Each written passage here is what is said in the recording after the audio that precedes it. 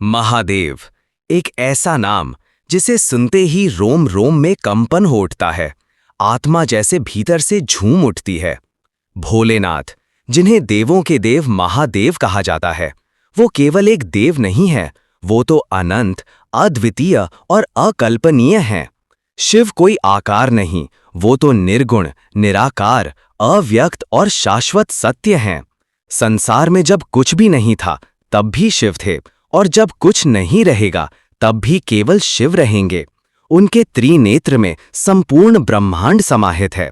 उनके डमरू की ध्वनि से सृष्टि की रचना हुई और उनके तांडव से समय का अंत सुनिश्चित होता है।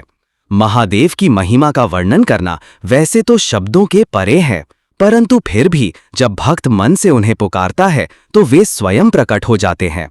भोलेनाथ इतने सरल हैं कि एक बेलपत्र, एक लोटा जल और सच्चे मन की आवाहन से प्रसन्न हो जाते हैं। न उन्हें राजमहल चाहिए, न ही स्वर्ण का सिंहासन, उन्हें चाहिए तो बस भक्ति का भाव और श्रद्धा का सार।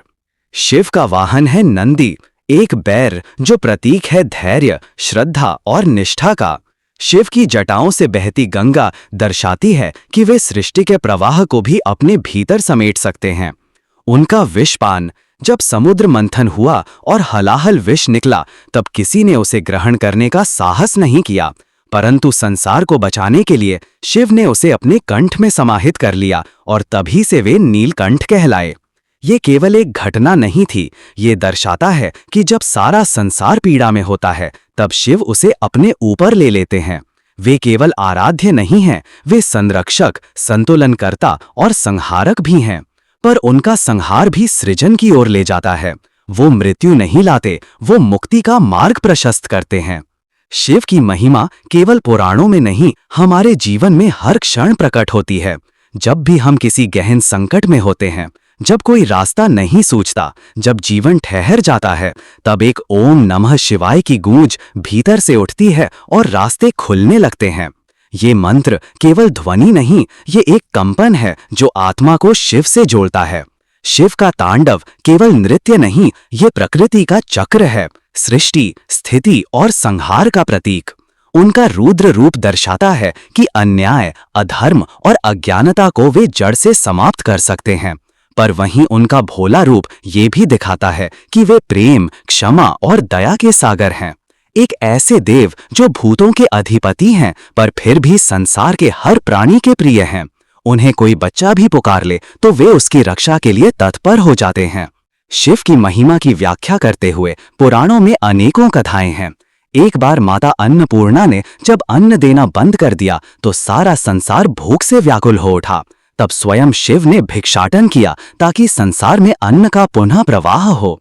एक ओर वे महायोगी हैं जो हिमालय में समाधि लगाकर ब्रह्मांड की चेतना से जुड़ते हैं, तो दूसरी ओर वे गृहस्थ भी हैं जो पार्वती माता के साथ प्रेम, सहनशीलता और संतुलन का उदाहरण प्रस्तुत करते हैं। शिव को आदिवासियों ने भी पूजा, सन्यासियों ने भी और गृहस्थों ने भी। वे हर वर्ग, हर जाति, हर अवस्था के ईश्वर हैं। शिव भेद नहीं करते, उनके लिए हर कोई समान है। वे अघोरी साधुओं को भी स्वीकारते हैं और एक बालक भक्त के जल अर्पण से भी प्रसन्न हो जाते हैं। उनके गले का नाग दर्शाता है कि वे भय पर विजय पा चुके हैं, वे मृत्यु से भी परे हैं। उनका भस्म रमाना बताता है कि ये संसार नश्वर है, जो आज है वो कल मिट जाएगा, पर जो सच्चा है वो आत्मा है जो शिव का ही अंश है। और यही कारण है कि शिव का ध्यान करते ही भीतर एक गहरा शांति का अनुभव होता है। ऐसा लगता है जैसे कोई हमें भीतर से छू रहा है।